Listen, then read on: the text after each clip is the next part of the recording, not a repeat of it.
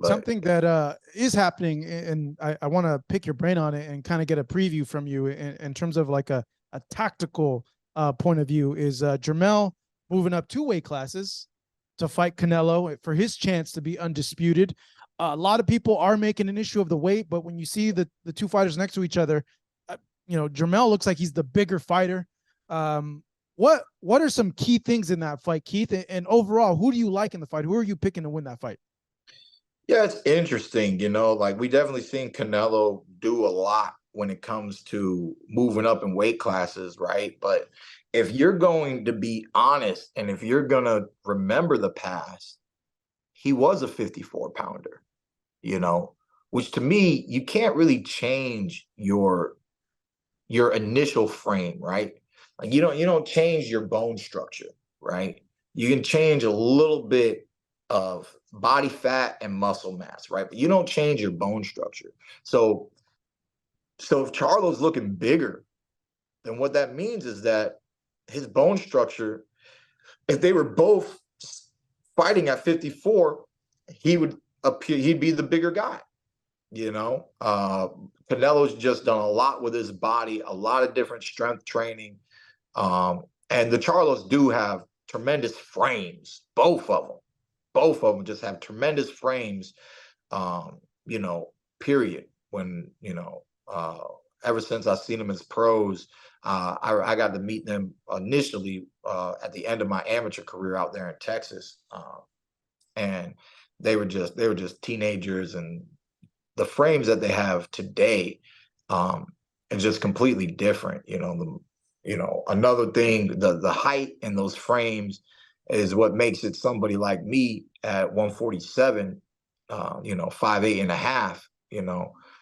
I'm fighting up. I move up, I'm fighting up. The average height is just going to move up, and I'm going to have to set myself at that disadvantage. I've always been aware of that disadvantage, so there really isn't too much of a disadvantage when you think that Canelo's true natural division was always 154, So what's the weight class? What's the catch? Is it a catch weight? What are they doing? No catch weight. It's at 168 pounds. So like I've been telling other reporters about this whole moving up philosophy, I never really thought about it a lot, but analytically, I've been trying to assess what does it mean to move up in weight. And sometimes moving up one division, I don't put a lot onto it, especially depending on the people you're fighting, this and that. And skills and talent is the most important overall. But so the way that I look at moving up in weight now, at 154 or at 147, by the time I fight, I'm 157, 158, So that's actually what some people step on the scale when they fight at 160. So, we're well over one weight class by the time we step in the ring. So when I think about it like that, it's really more the matchmaking that's more important. And then what else is important, in my opinion, is if you really understand the way that I'm breaking down the sports science when it comes to hitting the scale and how much weight you gain after. Floyd was an advocate of this. He would weigh 147. He'd weigh like 150 the night of the fight. He didn't add a lot of weight because he was already the biggest he's ever been in his career. So in my opinion, if these boys 168, these boys are fighting at 168, Charlo should just come in where he feels comfortable. Like he'll know best, from 154, he's probably 165, right? Let's just say he's 165 the night that he fights. I think he should come in about 165 on the scale. I think he should be no more than 168 the night of the fight. Adding weight, when you're moving up weight classes, adding weight before the fight, to me, is non-beneficial. What's the benefit? You've already allowed yourself to hold on to weight, and you didn't have to do a strenuous pull, which should allow your body to relax more throughout the whole camp, I'm preparing for weight loss right now. I'm just trying to lose about 2.2 to 2.5 pounds a week right now. If I can do that, then I'm going to be a lean, mean fighting machine ready for whatever comes my way. Um, so when you move up, not just one weight class, but two weight classes, that pull that you're used to doing from whatever back down to whatever, that pool is cut, you know, uh, drastically, and it should make the whole task easier. You should be able to focus a lot more on strength, um, keep up your nutrition to keep the body size. Yes, you got to cut, and then maintain, and just be ready to fight. My whole concern when people move up two weight classes are you still going to have an athletic performance? So the way that I break it down is that just set yourself up. If being 165 on the scale means, that you trained a certain way and that you're going to move a certain way for the night of the fight, and you only gain 2 to 3 pounds the night of the fight, you already signed up to fight it. Don't play I gotta be the size of my opponent game. You know what I mean? To me, just make weight and be as athletic as you can be. And two weight classes up, you should not be, it should not be hard, like, oh, I had to make the weight. I couldn't drink water in Vegas. I was dry. I was dry in the desert. I was drying out, as fighters call it, drying out. Like, bro, like, you should not have to dry out. Not saying that you should have breakfast the day of the weigh-ins, but hey, pimp, you get yourself down to 165, like I'm talking about. Guess what? You could have breakfast. So that it's things like that like I've never done in my career yet, but I understand it. And nutritionally, that's how I would set up the approach. That's just how my intellect works. What about And how technically I though, Keith? Like technically, like you've seen what Charlo can do. Like, does he possess the things technically to be able to give Canelo fits like a Bivol or a Floyd? like, he he is a good outside boxer. The thing that I've seen though, and the only thing that I question is the conditioning, right? Um, because Canelo has a thing where he's just gonna keep. It's just the Mexican fighter, man. That pressure, right? Pressure, pressure, pressure, pressure, pressure, pressure. I can say it 12 times for 12 rounds. You know what I'm saying? Because, I mean, and I mean, we know what Canelo looks like when he's hitting the bag, when he's hitting the uppercut bag, the heavy bag, that little one shotter that they hold up, and the body suits and everything, man. I mean, those are just some heavy blows. So even at 154, just throughout his whole career, I don't think he's ever faced a puncher of this caliber. And I mean, that should be a concern for anybody. Hence, outside boxing. Hence, work your feint. Don't overexert yourself. Watch how Floyd beat him. Watch how Bivol beat him. Okay? There was a special combo that Bivol threw that kept Canelo at bay, especially when Canelo was on the ropes. Do you know what combo that was? It was that flurry, right? The 1-2-3, he'd step back and then 1-2, then step back. Yeah, it was the one, the two, and the one. That's Yeah. what people forget sometimes. If you want to maximize distance, sometimes you can just get into that pop, pop, boom. And then he kept doing that retreat thing, right? He was like Yeah. pop, pop, boom, and then he came back Yeah. like Yeah. this. Yeah. He takes that Yeah, little pop, sneaky pop, half step boom. back. And Yeah. then he kept his hand up high, that one, the two, and the one. If you got the reach, and if you want to just stay at boom, boom, boom, because when you throw the three, right, 1, 2, that's a hook. So what you're doing, you're stepping in on the one, you're covering space on the two, and you're bringing yourself in closer to land the hook, right? But when you're staying out here for the 1-2-1, you're allowing yourself, I mean, just like I said, go back and watch Bivol. Go back and watch it. I know Bivol had the reach to do this with Canelo. He kept Canelo at bay with that jab, almost like a little stiff arm. Like I call it drawing the line in the sky, right? He's like, bop, bop, boom. Like, I'm not letting you get in closer because I have the reach advantage. And for you to hit me, you have to cross this line. So if I can keep you at bay, easy work. And it was for Bivol. I didn't like Canelo's athleticism at 175. He made a few comments about his camp. I heard it was the first time he was ever vegan for a camp, yada, yada, yada. A lot of little small things. But to me, he had too much extra weight on his lats.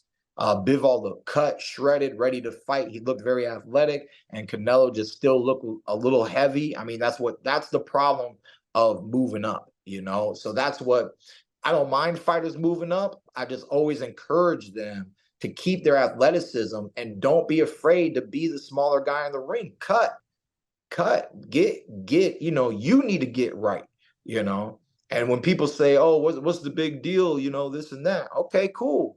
You go walk around in shadow box with 2 5-pound weights in your hand. You know what I'm saying? Oh, well, yeah, 5 pounds is quite a bit. Okay, cool. Put the fives down. Go grab threes. Just go grab threes and shadow box for 12 rounds. I mean, that's what you're doing. You're just allowing yourself to hold on to extra weight. And then, like I said, you're going to weigh in. What are you going to do? You're just going to make weight 167. Then you're going to show up in the ring 175. Like you never was at 154, then showing up in the ring at 175. So if you've never done that before, don't do that now. You see what I'm saying? So that's my only concern is like, how people's teams talk to these athletes about their strategy on, yes, we're moving up in weight, but I need you to be athletic, kid. I need you to be able to move like this and that. And I think we can accomplish that if we stay on this kind of diet plan, getting into that fight night, period.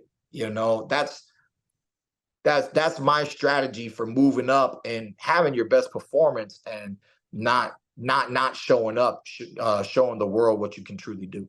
Yeah, I spoke to Derek before the fight I think like a week before the fight got officially announced. And he said, I don't want him weighing. I want him weighing for the weigh-in and fight night around 163, 165. So it's mirroring what you're saying. But that's good to hear. And he said it again in an interview that he did yesterday at their media workouts. And with you saying, the distance thing and trying to box Canelo from the distance. You make a great point about the conditioning. We saw Caleb Plant try to do that, and he just seemed to wear down by 10, 11, and 12, where Canelo was, able to put punches together. And it's a tremendous puncher. He's just wearing them down over time. And I think that's another big thing is Canelo's used to receiving punches from bigger guys. And this is, I would believe, that the first time, even though he probably spars huge guys, but this is the first super middleweight he'd be taking punches from, I believe, Jermell, in a professional sense. That's what I'm saying. And it's not just, F the weight class, man. You're fighting a puncher, period. You know what I mean? He's a puncher. He always was a puncher. You know what I mean? So when I'm getting ready to sign fights and look at contracts, I need to understand, is this dude a puncher? Danny was a puncher. I knew he came from 140 initially. He was dominating 140. And this was a big fight for him at 147. But I'm not like, I'm the bigger guy, and Danny's punches that he knocked, he dropped Amir Khan and he dropped all these ex-world champions and all this stuff, and that's not gonna hit my chin. Like, nah, man. To this day, I tell people Danny had the heaviest hands that I've been in the ring with. Like the way he just sits down on those punches, that boy was throwing Philly bricks, man. He hit me in my shoulder. My chin said, you better not let him hit your chin. And then like 3 days after the fight, it was hard to lift my arm. I remember just changing t-shirts, and I was like, damn, Danny, he frogged it up, right? You know that spot right in the middle there, man. Like the adrenaline and the bruise of the fight wasn't as bad as the bruising that occurred post fight on my shoulder, and that was just one little left hook, but I'll take it on the shoulder all day, baby. You can take them on the shoulder, baby. Take them on the shoulder, So that's the thing, and Canelo's just one of those solid punchers in his division. So, regardless of if this fight could be taking place at 160, you still got to respect Canelo's power. You still got to be wary of it and make the game plan to avoid it, and to avoid it for how long? The whole fight, G. Avoid it for the whole fight, So at the end of the day, man, that's where conditioning comes into play. I just had an amazing bike ride yesterday. Anybody checked my post? I know I'm not the most Your IG. avid poster, but yeah, on my IG, I put a little shout out to all the riders and stuff. I did my first ever 50-mile ride, 25 miles to Clearwater Beach and back from downtown St. Petersburg. And my legs are still good today, but I burned a ton of calories. Probably it was like over 1,700 calories on the ride. Wow. So, yeah, I think for the day overall, I had like a 2,000 caloric day. But, sometimes, you just got to make sure that your legs are going to be right, man. We're 12-round championship fighters. The one thing that he brings into the fight that I don't think Canelo's faced a lot lately is speed. That's what I like from Charlo. He's got some nice pop too, but I think it's the speed that can be underestimated. Of course, you got to hit him hard enough to get respect. But if you're not really trying to knock Canelo out, man, then just stick to that speed and stick to that outside and just keep him honest with a little bit of pop on the end of those punches, pop, pop, and then just keep that poker face, keep that defense. Canelo does things in inches. So you can do that right back. And that's how Floyd beat him. Floyd beat him because he knew that this kid doesn't know how to move a lot, and he's only going to step in here. And, even when Canelo pulls back now, he's just doing things in inches. He's just, he still doesn't have a lot of footwork. He's increased his mobility from what he once was, but in my opinion, he still doesn't have a lot of footwork. For example, right? He's not like a tremendous stutter step fighter, right? Where he's like, like a lot of lateral movement, right? He's not. Yeah. There's not a lot of lateral movement, and he feints, but he feints from such a solid position, right? He's not jumping in, jumping out, double stepping. He's not doing that Manny Pacquiao movement or anything fancy with the feet. So I still don't think, I think he's a better fighter. I love what he does. I love his left hook. I love his double hooks. I love his angle on his uppercut. I destroyed Barrios with my extended left uppercut at the end of my combinations, my last fight. So there's a lot of things that I love about Canelo. But, once I critique fighters, I still say his feet there's not tremendous footwork.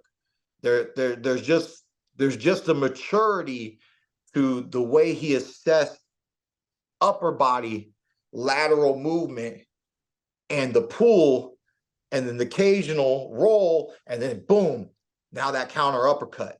Oh, boom, now that counter right hand. So he's learned to counter. He's always had those hooks to the body. He's always had those tremendous hooks to the head. He's always been a good body snatcher. Now he's just got a little roll, a little counter, and a little bit better uppercut game than what he once had. And the setup with some feints, but like I said, he's not doing it with a lot of choppy footwork. So everything he does is still in inches. And if you just stand right there, wait for it, don't take the bait. Like I said, watch what Bivol did. If you can take a little bit of what Floyd did and see what Bivol did, because Bivol held his ground. Didn't get pushed around. Canelo ended up on the ropes. I thought Canelo spent more time on the ropes in that fight than I've ever seen him spend time on the ropes, you know. And so that's a key thing, you know. Once you get a good power position, you know, there's a lot of footsies going on in the ring. There's a lot of positioning battle. Once you get him in a certain position, don't, you know, once you put the pressure on a pressure fighter, you know, hold it. Hold it for as long as you can. Don't be quick to, oh well, you know, don't be quick to just release that and let them walk back off of the ropes, you know, because one, it's going to look good for the judges. You know, Canelo's back on the ropes does not look good for Canelo. You know, at that point, he's really just looking to counter you. That's where you got to feint, boom, boom, boom, use your speed, keep your long punches, and just, you know, take all those points, all those takeaways from Bivol victory on Canelo, and see if you can make it your victory. You know, so to me, I see this fight as the conditioning on Charlo's part, and game plan. Conditioning and game plan is the easiest way that I can really sum it all up. Canelo, I mean, that boy ain't gonna stop being Canelo. You know, I mean, Canelo's been just, like I say, I'm one of the toughest fights anybody can get at 147. Canelo's just another one of those type of fighters, man, that, like, look at all the division. He's just created some of the toughest fights for any of these guys. You know, it's not that Canelo's unbeatable, you know. It's not that Thurman's unbeatable. It's just what you gonna, how you gonna do it? You gonna be the one, you gonna do it? Are you gonna do it? Because a lot have tried and many, many, many have failed. That's the way that I look at this matchup, and I'm looking forward to it. Yeah, I am too, man. It's a lot of intriguing things between the two. Based on what you said, are you favoring someone? Should people favor Canelo, or should people put stock into what you said and be like, hey, you know what, Charlo has a good shot at getting the upset? If you were pressed, who would you pick? I mean, I would still lean with Canelo, but with the right camp and just the right game plan, and just coming to, you know, because like what Bivol did, it wasn't fancy, you know, and that's what's actually hard for a lot of fighters. A lot of fighters want a lot to be said about them. They want to prove more. They want to prove more than, look, kid, I got you this round. Look, kid, I got you another round.